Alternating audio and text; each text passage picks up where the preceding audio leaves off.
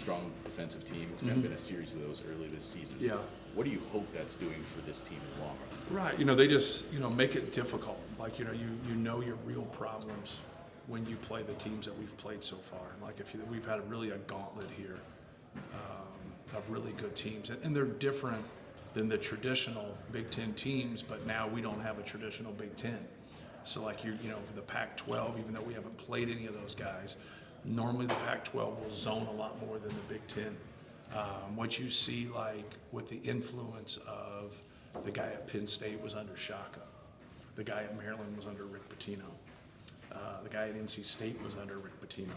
So as you see, like, who kind of shapes each one of these guys, and like, its styles, and its brand. And so, like, they had a great matchup zone to man at Maryland, switching man to man. Ole Miss is pretty similar to Texas A&M in terms of just the way they defend and the way they set their low man. And so we've faced a lot of, obviously very, very talented teams, and teams that are similar, but it does make it hard. Like, our struggles so far have been more on the road versus being neutral, but it doesn't mean that we haven't had some issues taking care of the basketball there. And that's going to be the key. Like, the possession battle is going to be the key, in my opinion, taking care of the basketball and rebound. I think that anyways, but when you go against the best offensive rebounding team in the country, it really holds true. You talked in those first few weeks how concerned you were from a communication standpoint. You seeing any progress? Yeah, I think we're better. I don't think we're great at it. We have a very low energy level at times, and you can't have that. And, like, getting ready for a game, each guy's a little bit different, but collectively you got to have a pretty good energy level. So we have a quiet group, and you can't be that way on the court. You can be that way off the court. So we're getting better at it, but we still, have that issue sometimes where, like, we'll have a breakdown, and it won't be because of effort. It'll be because, from a preventive measure, someone just didn't talk it through, and you have to be able to do that. What makes A&M such a good rebounding team? Is it their bodies, their athleticism, their commitment to putting everybody on the glass? All the above. D. Like, they recruit towards it. They commit to it, and even when it goes against them, maybe in transition, they stay with it because in their mind it offsets what you're going to get in transition. So if you give a great effort on the glass and you give a great effort in transition and you've committed to that, which he has, now, like, he makes it really hard on you. And then sometimes you'll see their guys, they're guys that can make plays. They'll take some really tough ones, but you'll also, when you put pause on that remote, like, you'll see they got 2 or 3 guys anchored down there. Mm-hmm. So they know, like, he might make this, but if he misses it, it's still going to be a positive play for us because we're in good rebound position. So they do that a lot, where, like, you look at it, man, that's not a very good shot. But, like, they got guys that are shot makers, Wade Taylor especially, because when he gets it going, he makes them. And now when there are some misses that are thrown in there, they're getting more opportunities on the glass there. So, but you got to recruit towards it, you got to commit to it, and then you got to be a sprinter in transition if you don't get it. So how do you counter it then when you perhaps don't have the bodies that they have? Well, you don't make excuses. You go get the basketball. You just rebound. You step to people and you be as physical as you can be, and then you go and get it. You give second and third efforts. Like, you just, you try to match their intensity there, and then you got to push the ball. Like, you got to push the basketball, especially with their bigs, and then you got to run those guys. But that's easier said than done. Like, you got to get the ball first. How have you felt thus far about Cam and Miles' collective energy? I think it's been good. I think you grow. I think it's anything different. They both played last year coming off the bench. Mm-hmm. At times it was consistent. Sometimes it was sporadic in terms of their minutes. But now, like, any player wants to kind of know, hey, I'm starting. I'm going to play 20 minutes. I'm starting. I'm going to play 25 minutes. And then kind of a rotation. For us, our rotation will get off when you see foul trouble. And that's normal, right? Like, other night it got off a little bit because Trey got 2 fouls. Like, we had to do some adjustments. We had to do some things there. But it's hard to get into a rhythm when you don't know that. And that's where they were before, last year coming off the bench. It's very, very hard. The fact that they both shot a good percentage is pretty amazing when they're, their minutes. minutes, sometimes weren't consistent. Now their minutes, are more consistent, so you should see more consistent play on both ends, and I think they've been able to do that. Pleased are you with the defensive progress with the smaller lineup? The second half against Maryland, you're able to push the big out, breaking the basket and things like that. We just have to do a better job of keeping the ball out of the paint, whether that's off a dribble drive, whether that's off some ball screen action, or that's just in transition. So like when the ball's getting in the paint a lot on anybody, you're going to have more problems. That's what everybody's trying to do offensively is get the ball to the paint, get the ball to the paint, So when we do a good job of keeping the ball out of the paint, we have more success. When we don't, they have more success. How concerned are you about Trey and fouls in the first half?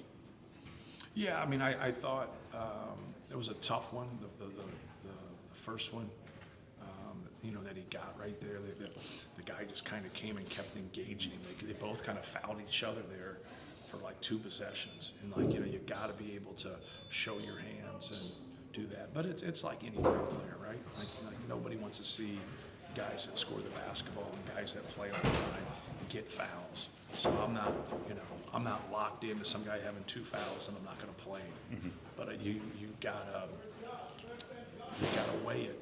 You gotta be able to understand. You got to go offense, defense at times. You got to be able to close out the half and know when do I get him back out, like things of that nature. So, it's not a 100% deal, right? There's going to be times that you keep him in there and he's going to get another one. That's just the way it is. It hasn't happened yet, but it's just the way it is. It's just kind of a law of averages. But he's had about a foul a game where you just absolutely shouldn't do it. Those are the ones you want out of there. Sometimes you compete and you're going to have some fouls, but the 2 hands in the back. He's had a couple 2 hands in the back on an offensive rebound. You can't do that. You got to play with your hands up so you don't get those cheap ones. You were enthused at the start of this about what Jakari and CJ were going to bring from a ball handling standpoint. Mm-hmm. Was that more about what they are now or what they're going to continue to be as a season? You want them to develop and be able to give you that. I think the thing that you have is when you play 10 to 15 minutes and you can't get yourself in a position where you play more, it takes you a little bit of time to get a feel in the game to where you're comfortable. Other night, I think with CJ, he just didn't get comfortable in the game. And, he had some turnovers, but it had nothing to do with Maryland. Like his turnover at half court, his other turnover that he had, the one at Penn State, like he turns his back, puts his ball, like he's making some mistakes there. And that's what you do. You learn from those, and you learn against a pressing team or a switching team or a changing defense team. Hey, I can't do these things. Here's what I got to do. I got to keep it simple, and so that helps us. So, but to be honest, like we've had to. Other people have had to bring it up, and Miles has brought it up, a handful of times here in the past 3-4 games, and done a good job of just being simple. But when you have that other ball handler, Braden, to be able to bring it up every now and then, it does help. There's no question it helps. But those two help more from a defensive standpoint. They can go guard a point guard. They can go guard the other team's, quickest guy, things of that nature. Are you at the point where you've established rotations for the Big Ten? You got 3 weeks here before you get into the real. Yeah, I would say so. I'd say we're kind of set with it. It depends on how we are along the front line in terms of how we kind of match this and things. Mm-hmm. As long as we can rebound, we got a good offensive lineup that we start. I don't want to trade there. I don't want any trades. I want to be able to be good on offense and then be good on defense and be a good rebounding team. But when that was my dilemma at halftime when we got out rebounded by 9 by Maryland. How long can I go here? Because I didn't think we could get out rebounded by 18 and win the game. Even though we scored 52 points, it's hard to say, hey, we're going to be cool here. We're going to score 52, right? You just don't know what's going to. I did know that we were getting good shots against them, and we weren't turning the ball over against them in the first half. We just weren't making enough. And I thought we would continue to get good shots, and we did, and we scored the basketball. But we also rebounded better. But we also, when you make shots, there's not as many rebounds, right? And so that helped us. If we just would have shot the ball better in the first half, the rebounding wouldn't be as bad, as it was. But that's basketball. You can't control that. But that's kind of my decision at that point. Do I go here and play bigger to help us rebounding, which I hope it helps us rebounding. But then am I trading something with that sub? We're getting better in rebounding, but now are we not as good on offense, or we can't run as much stuff because we don't have the same spacing, because we don't have the same skill. Like there's other variables that come into play there. I wish I was simple. Watching it back, it seemed like there were a lot of long rebounds. Were you in good position to rebound and to just shots rimming out? More times than not, long rebounds are long shots, right?